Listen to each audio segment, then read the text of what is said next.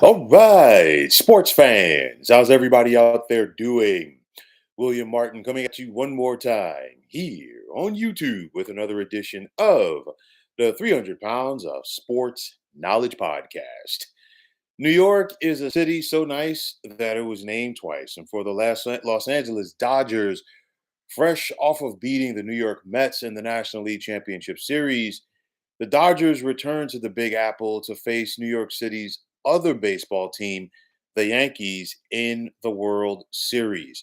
Last night, we saw the Dodgers secure their second World Series championship in the last 5 years, and it's also their eighth overall.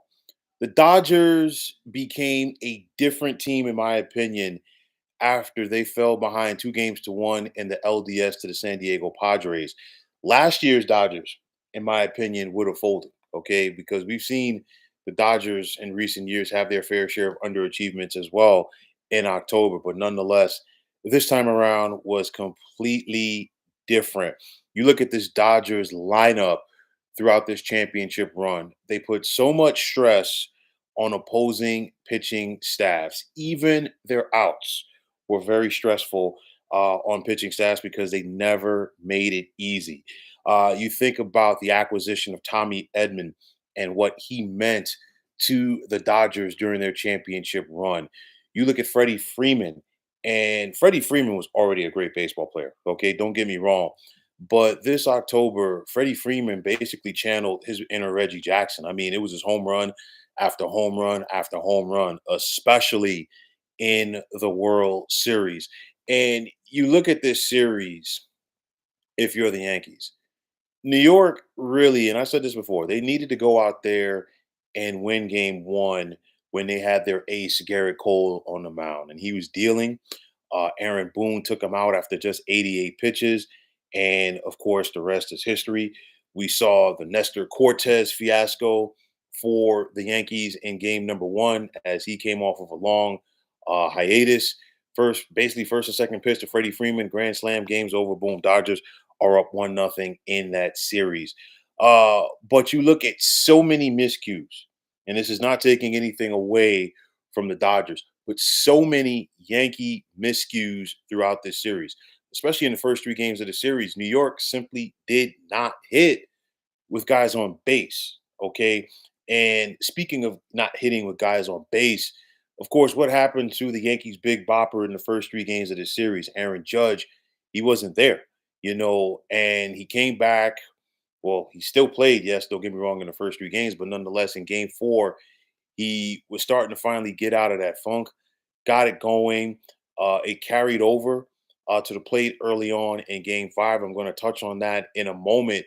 But of course, one of the bigger questions is, did the pressure of the October stage and being the Yankee captain get to him? I mean, Aaron Judge throughout his career has not been a great postseason player. And of course, it was, under the microscope and even more this time around, being that due to the fact that the Yankees got to the World Series, and they got to the World Series primarily in October without Aaron Judge swinging a hot bat. It was mainly Juan Soto and Giancarlo Stanton. I'm going to come back and elaborate on this a little bit more.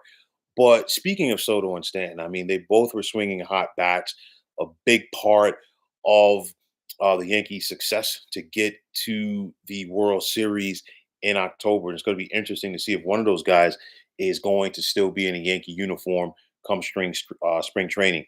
For me, I look at this series and, like I said, so many missed opportunities. If you're the Yankees, I really felt as a team, New York lacked energy when they took the field in game number 3. And of course, Freddie Freeman once again set the tone for the Dodgers in game number 3 in the Bronx when he hit that 2-run home run in the top of the first. But it was just, you saw some empty seats. You saw fans leaving early at Yankee Stadium in game number 3. And it kind of, the vibe was just a vibe of saying, hey, you know what? The Dodgers got this one. We saw the Yankees come out in game number 4. They played more forceful. The Dodgers had their bullpen game out there. and it looked like they got some momentum, especially after the Anthony Volpe grand slam. Game five, if you're the Yankees, it could not have started off any better. You had Garrett Cole back on the mound for game number five. He shut down the Dodgers in the top of the first. The bottom of the first rolls around. Juan Soto gets on base with a walk. Right after that, Aaron Judge gets out of the funk and he cracks a two-run homer. And it's one of those where Yankee Stadium came to life. They chased Dodger starting pitcher Jack Flaherty early in that contest. He didn't even last 2 innings last night. But it's one of those where the Yankees leaving guys on base. The bottom of the second ended with the bases loaded, in spite of the fact that the Yankees are up 4-0, and it was an opportunity for them to go out there and put up a crooked number on the Dodgers, and it really came back to bite them in the derriere. Then, of course, when you think about last night, it's what everybody's going to focus on. Okay, it was the meltdown of all meltdowns in the fifth inning. And if you're a Yankee fan and if you're the Yankees, you're going to remember this for a very long time. You walks and errors always tend to come back and bite you in the game of baseball. And you look at the Dodgers. The Dodgers are already a darn good baseball team. You cannot give a team like that additional outs. And that's what the Yankees did in the top of the fifth. And it was basically a who's who of everybody, having their hand in it. Aaron Judge dropping a routine line out to him in center field. He wasn't focused on the baseball. He's looking more at the runner. You got to look the ball in. Okay. That's primary Bush League stuff. The play at third base with Jazz Chisholm and Anthony Volpe. A little bit tougher, but it's a play that has to be made. And of course, last but certainly not least, the fiasco at first base between Anthony Rizzo and Garrett Cole. If you make that out, you're out of the inning unscathed. Mookie Betts was hustling. It's a ball that Anthony Rizzo, people are saying, yeah, he was close enough to the bag. He was, but guess what? Garrett Cole has to make an effort to get over to first base at the same time, and you can't be sitting around finger pointing. The Dodgers throughout this series did all of the little things. It's the sum of the little things that add up to the big things. At the end of the day, the Dodgers out hustled the New York Yankees. The Dodgers wanted it more, and that's why they're World Series champions right now. I don't care what level of sports it is. Okay, I don't care how talented you are.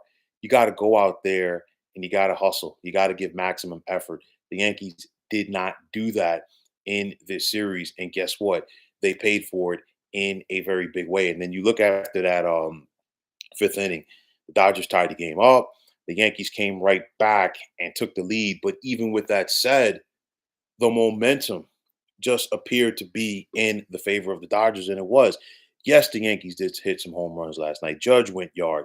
Jazz Chisholm hit a home run right after him. Giancarlo Stanton also hit one in the second inning, or pardon me, the third inning. But it's one of those things. Guess what?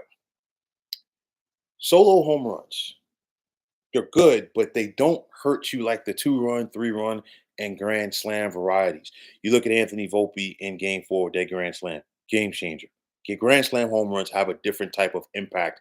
And, again, they left points on the board, so to speak, and it came back to really haunt them.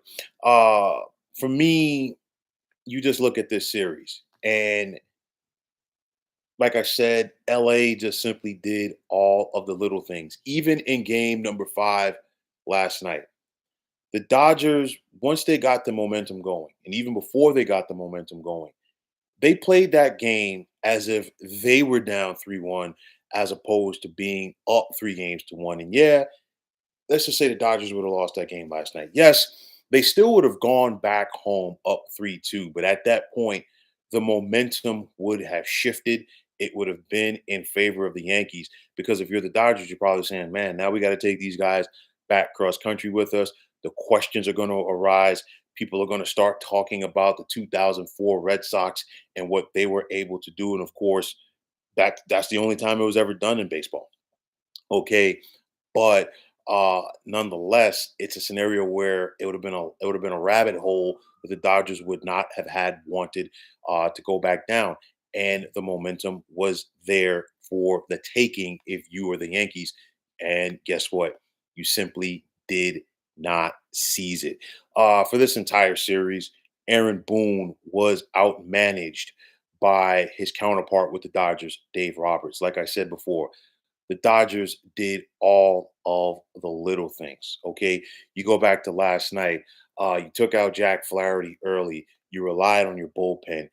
Blake Trinan got some big outs for you. And if you're Dave Roberts, you went out there and you said, you know what? You patted him on his chest and say, hey, you're my guy. And guess what? He went out there and made those key outs to get that game to the ninth inning. You go to Walker Bueller, the starting pitcher for the ninth. And of course, we saw Bueller be dominant in his previous start in this World Series. And guess what? At that point, the momentum had completely shifted. Yankee Stadium was quiet, and even the Yankees themselves knew, oh, guess what? We got a problem with Bueller on the mound. And guess what? He sealed the deal for the guys in blue. So you look at this, and it was a classic age old rivalry in this World Series. We're talking about Dodgers Yankees, a rivalry that goes back multiple generations in the great sport of baseball. You think about it, the most common uh, World Series matchup.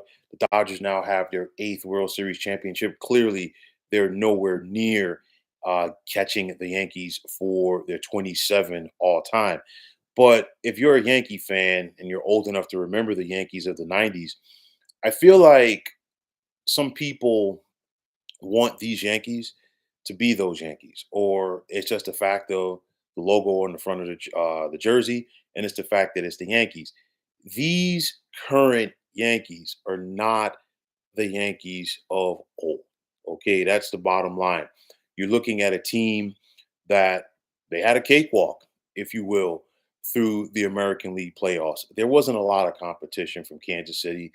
The Cleveland Guardians, no disrespect to them, but they're a team that's built more for the regular season as opposed to the postseason. The Yankees simply ran into a better team in the Dodgers. You look at the Yankees, they're top heavy in their rotation, they're top heavy in their lineup. There's not a lot of balance there. And then on top of that, they didn't execute to the level that the Dodgers did. And I can't harp on this enough.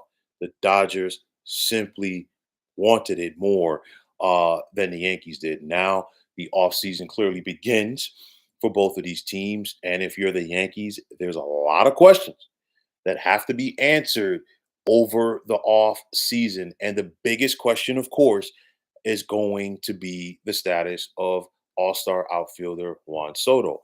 Juan Soto, in his 1 year with the Yankees after he was traded there from the San Diego Padres, balled out. He's a big reason why New York got to this point, and he's about to hit free agency. And if you heard Juan Soto talk last night after the game, honestly, I get the vibe that he ain't coming back to the Bronx because Juan Soto is a guy. Say what you want, but he's about his paper. He's not about to give the Yankees a discount, okay, when it comes to free agency. He's going to go out there and he's going to go to whatever team offers him the biggest and most lucrative deal. So clearly, it's a big market thing. You think about the New York Mets, you think about the Yankees, you think about the Los Angeles Dodgers. Would a team like the San Francisco Giants be in play? Would a team like the Boston Red Sox be in play? We got to wait and see.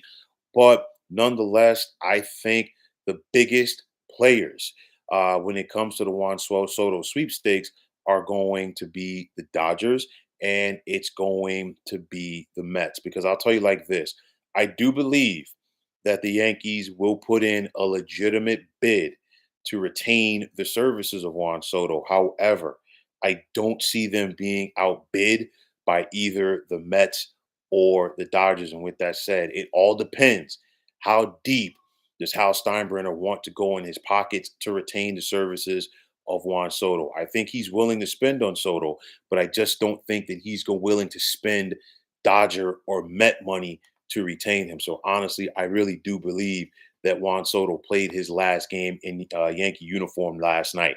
Not necessarily New York City, because just throwing this out there, let's say the Mets offer Soto 100 million more than the Yankees do. Well, you got a situation where you can still play in New York, you still getting your paper. It's just not in the Bronx. It's going to be in Queens. So we got to wait and see uh, how that scenario plays out. You already look at a Yankee team; they have about 200 million committed to next year's payroll. And again, like I said before, how deep does Hal Steinbrenner want to go over this luxury tax? We got to wait and see. Will Glaber Torres be back in a Yankee uniform? The Yankees also need themselves another starting pitcher. So there's a lot of questions for the Yankees heading into the offseason. On the flip side, for the Dodgers, of course, like I said, their second championship in the last 5 years. They've made the postseason in each of the last 12 years. And do not, I repeat, do not expect this Dodger Express to slow down anytime soon. They've got some big questions in free agency that they have to tackle. Teoscar Hernandez, who was a big part of this championship run, will he return to the Dodgers for 2025? Of course, Hernandez had that big assist in game number 3 when he threw out Giancarlo Stanton, who was trying to score from second base. Jack Flaherty didn't have his best stuff for the Dodgers last night, but he's been a solid help to their pitching staff coming down the stretch. Will he be back? The same thing for Walker Bueller, and especially after this postseason run by Bueller, you would imagine that he's expected to cash in big time on the free agent market. Kike Hernandez was another vital player for the Dodgers on this run. Will he be back in Dodger blue once again? So you look at it like this, and of course, viewership was up in this World Series in comparison to recent years, as to be expected. You've got the Yankees and Dodgers. You have the two biggest media markets in Major League Baseball on display. You have two of Major League Baseball's most iconic franchises. And like I said before, this is the most common matchup in World Series history. There's a lot of legacy between both of these clubs. You had marquee players from both clubs. You arguably had both MVPs from both leagues on display in this one, Aaron Judge and Shohei Ohtani. And of course, neither one of them had the big World Series. Granted, things were a little bit different for Shohei once he got injured in game number 2, but a credit to the depth of this Dodger lineup. They were still able to go out there and win 2 out of 3 in the Bronx without a healthy Shohei. You could simply see at the plate after that shoulder injury, he was off, didn't have the follow through. He was flailing at a lot of pitches, and now he has the opportunity to get well over the offseason. But nonetheless, first time in the postseason for arguably MLB's best player. And now he gets a World Series ring after so many frustrating years on the other team that calls the LA region home. I'm talking about I almost said Anaheim Angels, but the LA Angels. Okay, so but nonetheless, you have the two biggest media markets. You have two of the most iconic franchises. Not to mention the entire country, for the most part of Japan, tuning in to see one of their favorite sons on MLB's big stage. But nonetheless, um, with all of that said, like I said before, it just came down to execution. It came down to the sum of the little things. And at the end of the day, the Dodgers just executed better. They played better. They wanted it more. And that's the reason why they're World Series champions right now. So you look at this right now, I really want to see what the Yankees do this offseason, because you anticipate the Dodgers spending. It's just and they are. It's just going to be a matter of how much. But I think the Yankees are going to keep it a little bit closer to the chest as far as what they are not going to do. But with the Yankees, I still think it starts and ends with Juan Soto. Uh, that's going to be the first domino to fall for the Yankees and a lot of other teams out there to see what happens with number 22 and who is able to court him and get him to play for them next season. Like I said before, I simply do not see him returning to the Bronx. The Dodgers, I'm not going to sit up here and say that they're going to come back and repeat as World Series champions. but I do feel they're once again going to be in the mix. They have the resources. They're always willing to spend the money. You still got a lot of talent on that team. You've got three guys, three MVPs in your lineup right there. You got Mookie Betts, you've got Freddie Freeman, and of course you've got Shohei. And honestly, I think it was fitting that Mookie Betts had the game-winning RBI last night after everything that he had to deal with in game number 4 with that foolishness down the right field line at Yankee Stadium. And Betts, to his credit, kept his cool, went out there, took care of his business, and to the victor goes the spoils, as he was a key part of this Dodgers championship team. But nonetheless, you look at the Dodgers; they got so much talent in that lineup. They're going to retool. They're going to once again be in that mix, and they have the system in place to get it done. I know that there's some Yankee fans that are frustrated right now with Aaron Boone and Brian Cashman. It's the same old song every single year. But like I said before, Cashman and Boone ain't going nowhere anytime soon. They've already made the announcement that Aaron Boone's coming back as a Yankees manager for 2025, and of course, you already know Brian Cashman basically has a lifetime contract in that position in the Bronx. But nonetheless, um, or depending on what side of the fence that you were on for this series, uh, how this series played out for you. I mean, if you're a Dodgers fan, you're clearly happy. If you're a Yankee fan, you're probably happy to see your team make it this far for the first time in 15 years. But of course, just making it is a little bit different for the expectations for the New York Yankees. It's not just about getting to the World Series, it's about winning the World Series. So let's see if the Yankees are able to build off of this. Like I said before, first things first, they got to try to get Soto back. Going to be easier said than done, my friends. But to the victors go the spoils. Los Angeles, they're once again kings of the baseball world. Their second championship since 2020. I know there were some naysayers out there because, at the end of the day, somebody had to win in 2020. Okay. But, it was the Dodgers. And I'm not going to sit up here and disrespect their championship that year. They earned it. Clearly, this time it was around. It was a 162 game season, regular season with the playoffs. And the Dodgers went out there and took care of their business. The last two times that the Dodgers have beaten the Yankees in the World Series. They clinched in the Bronx. They did it in 1981.